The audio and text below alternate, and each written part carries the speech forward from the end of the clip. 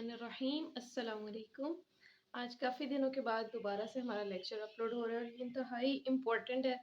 Paper में कुछ बच्चों ने देख भी लिया होगा कि लाजमी सूरह बकरा से आयत का तर्जुमा आता है। और ये दो आयतें अगर आप देखें ना, 284 286 सिर्फ दो आयत हैं, लंबी आयत हैं।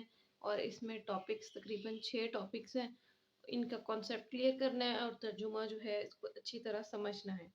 अच्छा, तर्जुमे की एक बात ये कि हमें लगता है कि तर्जुमा जो है ना बहुत टफ है।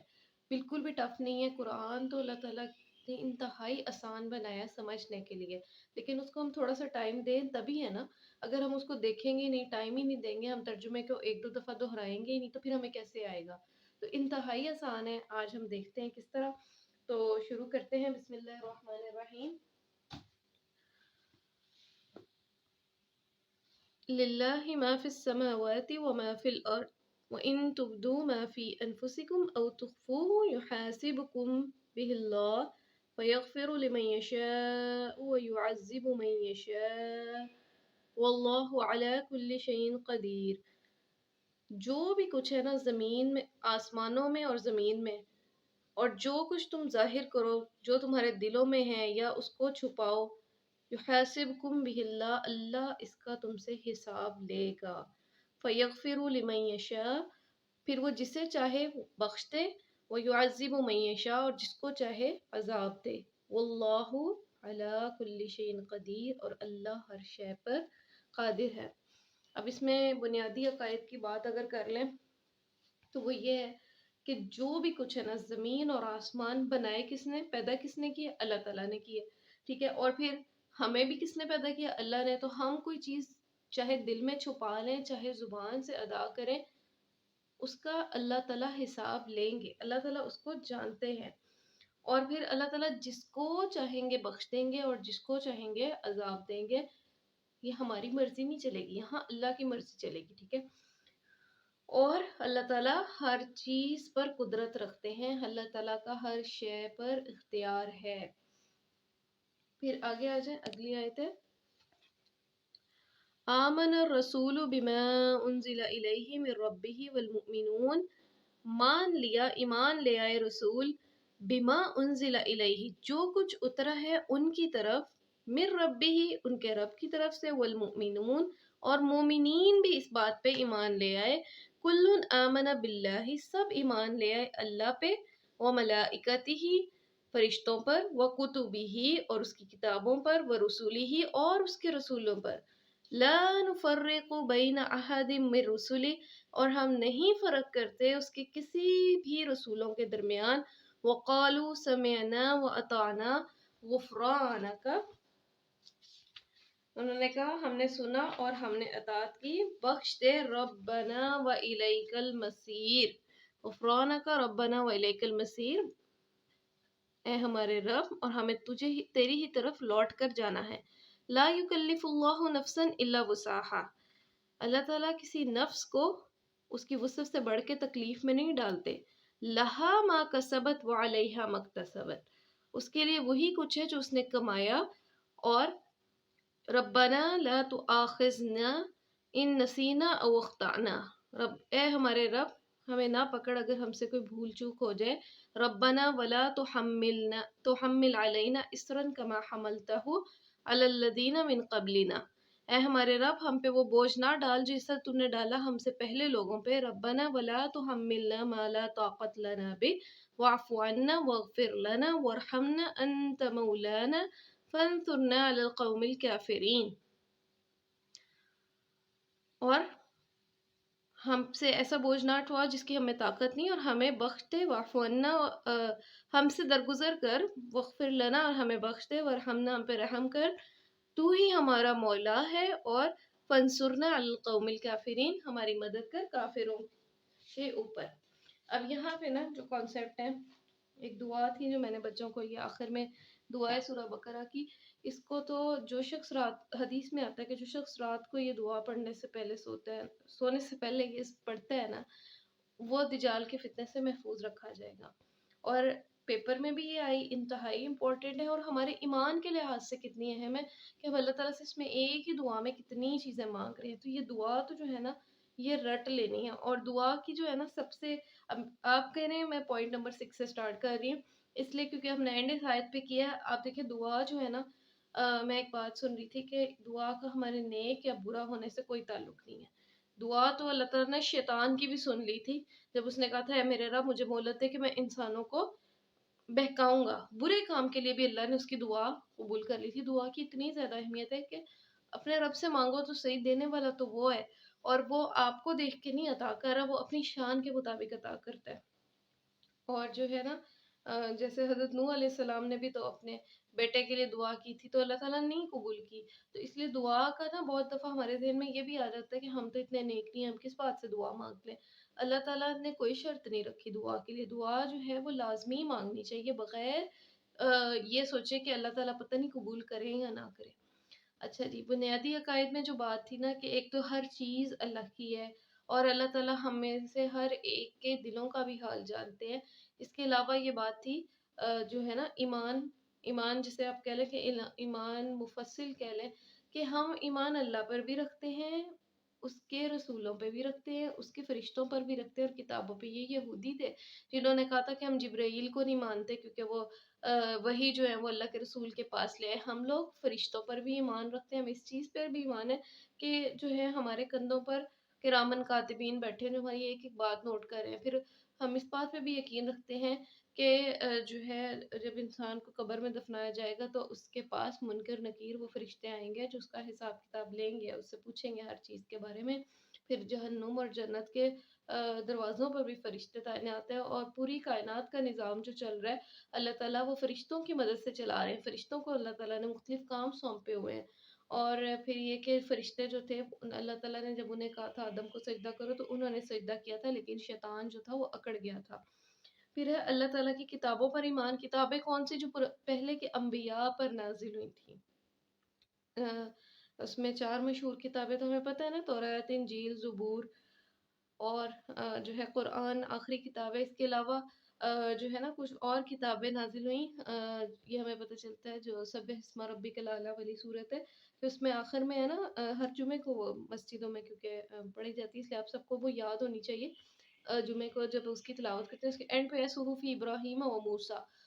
تو حضرت ابراہیم اور حضرت موسیٰ کے جو کچھ صحائف تھے، حضرت موسیٰ کو تو ہمیں پتہ ہے توریت لکھی ہوئی ملتی ہے، تو اس کے علاوہ حضرت ابراہیم کی بھی کچھ کتابیں تھیں، کچھ صحف تھے.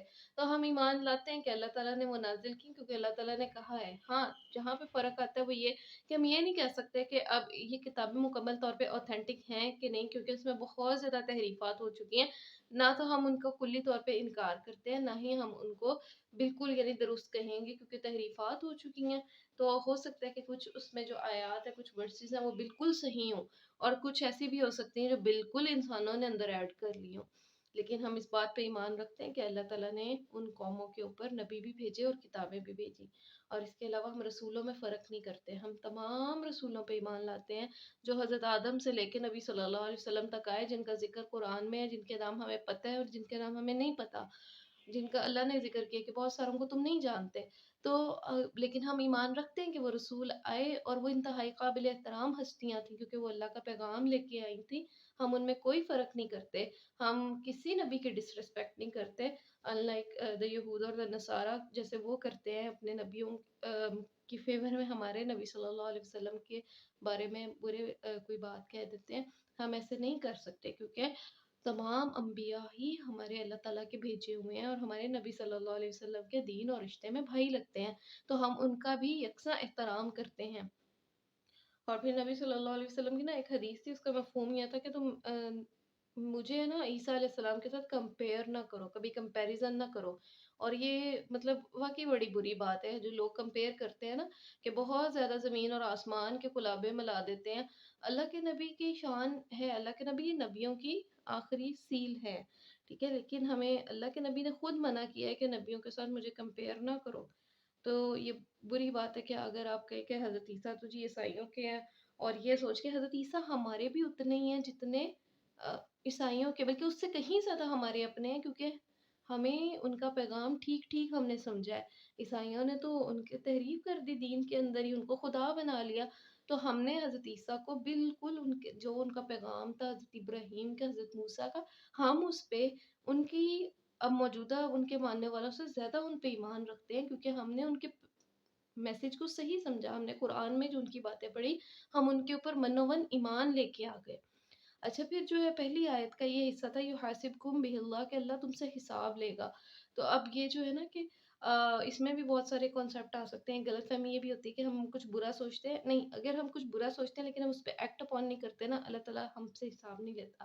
لیکن اگر ہم نے دل میں ایمان کے حوالے سے ہی ہمارے اندر دو رنگی ہے، منافقت ہے، ہم اوپر سے تو بہت اللہ اللہ کرتے ہیں لیکن دل میں ہمارا اللہ کے دین سے ہماری دشمنی ہے، ہم نقصان پہنچانے کا ارادہ رکھتے ہیں دین کو، تو یہ نفاق جو ہے نا اس کا اللہ تعالیٰ حساب لیں گے۔ اور پھر ہے مغفرت، اللہ تعالیٰ جس کو چاہے بخش دیں اور جس کو چاہیں عذاب دیں، ظاہر ہے اللہ کے اوپر تو کوئی پوچھ نہیں سکتا نا، تو اس میں وہی چیز آ جاتی ہے کہ اگر آپ انسانوں کے ہاتھ میں یہ چیز دے دیں نا، انسان تو کبھی دوسرے انسان کا ماضی اس کو بھولنے ہی نہیں دیتے۔